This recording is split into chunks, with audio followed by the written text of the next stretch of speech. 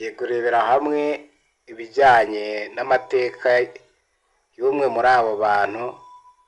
Izina rye nta rindi ni uwo bita Nyirabiyoro, witwa Nyirabiyoro.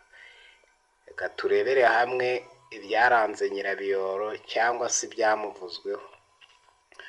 Nyirabiyoro ni umwe mu bantu bazwi cyane mu mateka ya kera y'u Rwanda, cyane cyane mu bijyanye n'ubupfumu no gutangaza iby'igihe kizaza. Ubwo nyine ni ubuhanuzi, n'ubu ngubu niko tubyita. Amateka yakunze kugarukwaho cyane mu mateka y'ibwami n'imigani ya kera, ndetse n'inkuru z'amateka zifitanye isano n'ingoma y'u Rwanda. Turebere hamwe amavu n'amavuko ya Nyirabiyoro. Nyirabiyoro yabayeho mu gihe cy'ingoma ya cyami. Bivugwa ko yaturutse mu gice cy'uburasirazuba bw'u Rwanda, mu Bugesera cyangwa se i Gisaka, ibice byahanaga imbibi n'igihugu cy'u Burundi na Tanzania.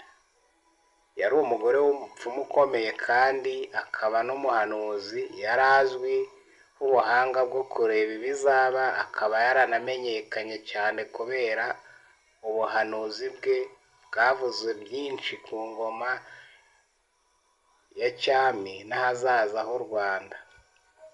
Turebere hamwe bumwe mu buhanuzi Nyirabiyoro yagiye atangaza. Nyirabiyoro yahanuye ibintu byinshi byaje gusobanuka nyuma y'imyaka myinshi.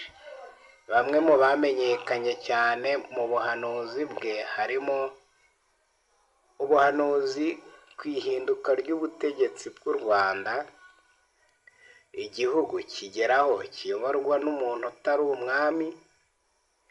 Yahanuye ivuka ry'umwami Rwabugiri, ndetse bivugwa ko yahanuye ko nyuma y'ingoma z'abami hazabaho impinduka ikomeye mu Rwanda. Bivugwa ko yahanuye repubulika mbere y'uko ibaho.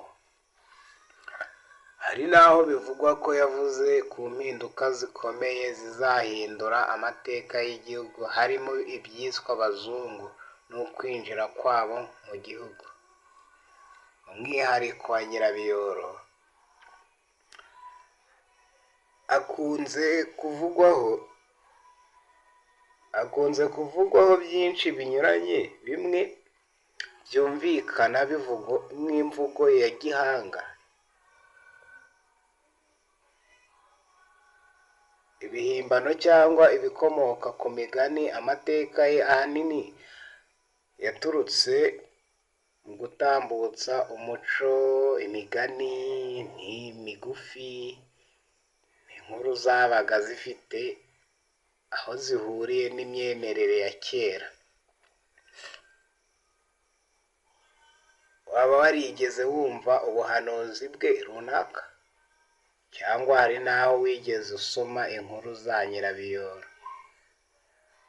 Nk'umukunzi ukunda amateka cyangwa se wumva inkuru za kera zikunejeje, kora subscribe, share na like, ubundi comment unyandikire umbwire icyo tuzakomerezaho ubutaha. Tujye turebera hamwe ibya kera, tunabisanishe n'iby'ubu. Stay tuned.